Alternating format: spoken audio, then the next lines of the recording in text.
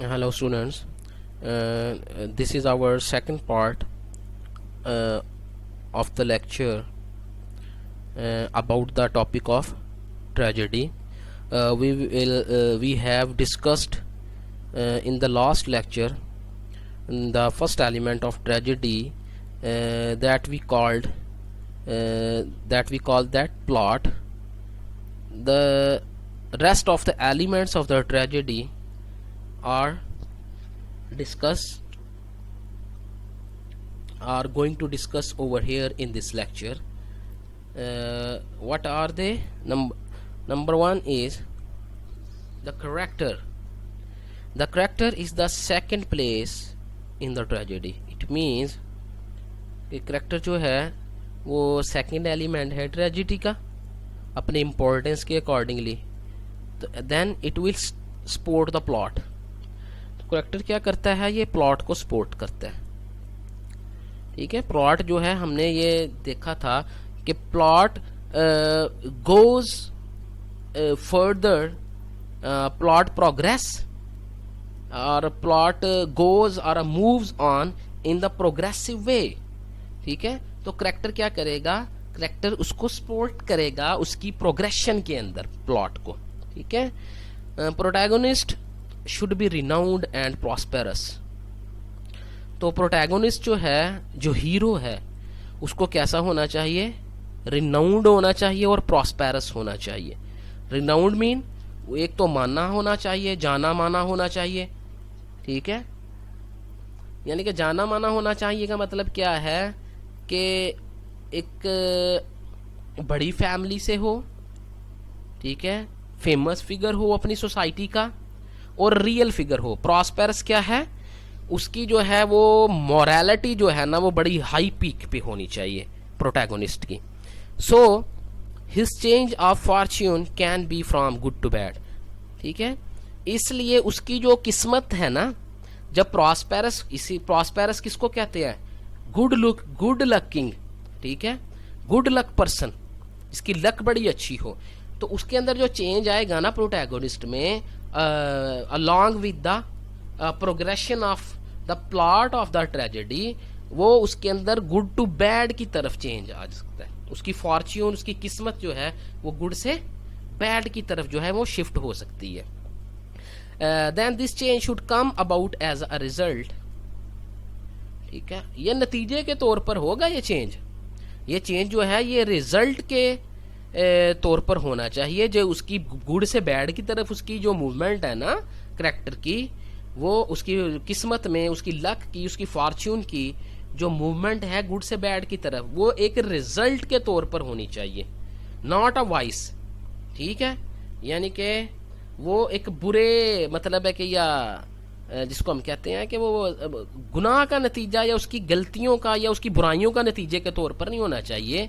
वो उसके गुनाहों की सजा के नहीं होनी चाहिए, बल्कि उसके एक नतीजे के तौर पर होनी चाहिए जो वो स्टेप्स या वो डिसीजन उसमें टेक करता है. But of some great error और फ्रेलिटी इन द करेक्टर. बल्कि क्या उसके अंदर क्या होना चाहिए? मैंने ये बताया ना कि सिन, उसके गुनाह और उसके जो है ना वो मतलब है कि वाइस का नतीजा ना हो उसका ये चेंज. ये किसका हो? एरर का नतीजा हो. और करेक्टर के अंदर जो है ना ह्यूमन डिसक्वालिटीज जो है ना, ये इसका न रिजल्ट होना चाहिए. ज़ाहिर है इंसानी जो एक जो शऊर है या इंसानी जो वजूद है वो क्या करता है? वो एरर कमिट करता है. ठीक है, तो एरर जो है ये error is the essential part of in the nature of human being. तो ये एक नेचुरल चीज है एरर होना, फ्रेलिटी का होना करेक्टर के अंदर. ठीक है, it generates पाइटी and fear in the audience. तो ये क्या करता है? पाइटी एंड फियर ऑडियंस के अंदर जनरेट करता है. वो आगे देखेंगे कि कैसे करता है generate. In ideal tragedy, the protagonist will mistakenly bring about his downfall. यानी कि वो बात हो गई है, पीछे वाली बात ही वो कर रहा है कि प्रोटैगनिस्ट क्या करेगा? मिस्टेकनली अपना डाउनफॉल लेके आता है. यानी कि उसको मिस्टेक्स और एरर्स के नतीजे में किसी आइडियल ट्रेजेडी के अंदर उसका डाउनफॉल होता है. नॉट बिकॉज सिंफुल और मॉरली वीक. कहता है इस वजह से नहीं कि वो गुनाहगार है या वो अखलाकी तौर पर कमज़ोर है, but because he does not no enough, क्योंकि इसलिए कि वो जानता बहुत कम है, वो काफ़ी नहीं जानता। For example Oedipus does not no, कहता है अब इडिपस की एग्जाम्पल वो देता है, कहता है Oedipus does not know who he is and the steps he takes for good reasons led to his misfortune. कहता है इडिपस जो है वो नहीं जानता था कि वो कौन है, ठीक है, and the steps he takes for good reasons, लेकिन जो ही वो अपना अच्छा करने के लिए स्टेप्स लेता था, ठीक है, अपनी अच्छी सोच को, अपनी अच्छी अक्ल को इस्तेमाल करके अच्छा कुछ करने के लिए जो ही वो आगे बढ़ता था, तो वो क्या हो जाता था, उसको मिसफॉर्च्यून का सामना करना पड़ता था हर स्टेप के ऊपर। ठीक है जी, ये वो बात उसने की हुई है। तो क्वालिटीज़ ऑफ द करेक्टर क्या होनी चाहिए, इट शुड बी गुड और फाइन, यानी कि मॉरली जो है वो एक करेक्टर को गुड होना चाहिए, उसको फाइन होना चाहिए। Fitness of a character, fitness of a character का मतलब ये है कि फिट टू टाइप, यानी कि अगर एक औरत को हम शायद तो दिखा सकते हैं, उसको वॉरियर के तौर पर दिखाना ये फिटनेस नहीं कोई बैठती। ठीक है, अब आप कहेंगे कि आप तो दिखाया जा रहा है, लेकिन ये पोस्ट मॉडर्न वर्ड है, ये हम ग्रीक ट्रेजेडी पढ़ रहे हैं। तो एक औरत है, उसकी शाइनेस जो है या उसकी जो हया जो है, ये तो हम औरत के हवाले से दिखा सकते हैं उसके करैक्टर में, लेकिन वो जंगजू है ये नहीं हम दिखा सकते। पोस्ट मॉडर्न वर्ल्ड की मैं बात नहीं कर रहा, ये ग्रीक और एरिस्टोटेलियन ट्रेजेडी की बात कर रहे हैं। ट्रू टू लाइफ, रियलिस्टिक होना चाहिए भाई वो, यानी कि ऐसे स्टेप्स जैसे कि इडिपस जो है वो एक जब हम इडिपस को देखते हैं तो वो रियली स्टेप्स को सिचुएशन को टैकल करने के लिए, ठीक है ना, वो एक रियली मतलब है कि एक परफॉर्मेंस देता है। ठीक है, और वो उसको जो नॉलेज नहीं है अपनी बैक हिस्ट्री का, वो भी उसके अंदर रियलिटी है। कंसिस्टेंसी होनी चाहिए, यानी कि एक जो करेक्टर को शुरू में जिस तरह दिखाया जाता है, उसकी क्वालिटीज़ जो शो ऑफ कराई जाती हैं ट्रेजेडी के बिगिनिंग में, वो लास्ट तक टिल द एंड वो ये कंसिस्टेंट होनी चाहिए वो क्वालिटी सारी की। ये नहीं कि एक जो है ना उसको बहादुर दिखाया गया करेक्टर को, वो तो मौका पाते ही वो बुजदली जो है ना शो करना शुरू हो जाता है, ये कंसिस्टेंसी नहीं है। तो लॉजिकली कंस्ट्रक्टेड होना चाहिए। लॉजिकली कंस्ट्रक्टेड का मतलब ये है, मिसाल के तौर पर जब प्रोटैगोनिस्ट, ये नहीं कि अपने शुरू में डिक्लेयर कर देना जी ये प्रोटैगोनिस्ट है ये हीरो है। स्टोरी जो प्लॉट है वो उसको जब सामना करेगा ना डिफरेंट कंडीशंस का, ट्रबल्स और हर्डल्स का, वो हर्डल्स और ट्रबल्स की जो एक्सपीरियंस है वो उसको क्या करता है, एक प्रोटैगोनिस्ट और हीरो और करैक्टर की सूरत में सामने लेकर आए। प्लॉट जो है वो उभारे उस करैक्टर को, ना कि आप शुरू में डिक्लेयर कर दें कि फलां बंदा हीरो है इसमें। इस तरह नहीं, ये कॉमेडी के अंदर ऐसे होता है। ठीक है, हीरो जो है वो थ्रू द प्लॉट जो है ना वो डेवलप होना चाहिए, लॉजिकली डेवलप होना चाहिए। The third element of the tragedy is the diction. Diction is the expression of meaning in words. ठीक है जी, अल्फाज की सूरत में आपके जो है ना मानी का जो इजहार है, जो भी कोई करैक्टर करता है, which is appropriate and proper to the plot, और प्लॉट के मुताबिक होना चाहिए, मुनासिब हाल होना चाहिए, करैक्टर के मुताबिक होना चाहिए, एंड एंड ऑफ ट्रेजेडी, और ट्रेजेडी के एंड के मुताबिक भी डिक्शन होना चाहिए। यानी कि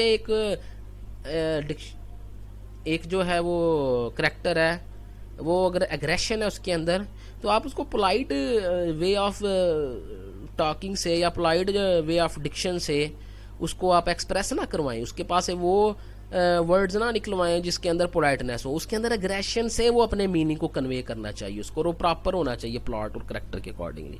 Aristotle discusses the stylistic elements of tragedy, particularly interested in metaphor. ठीक है जी, एरिस्टोटल ने स्टाइलिस्टिक एलिमेंट जो है ट्रेजेडी के वो उसने डिस्कस किए हुए हैं, ख़ास तौर पर मेटाफर की वो बात करता है, उसमें दिलचस्पी लेता है। मेटाफर आई जो है ना वो इडिपस के अंदर बहुत ज़्यादा इस्तेमाल की गई है।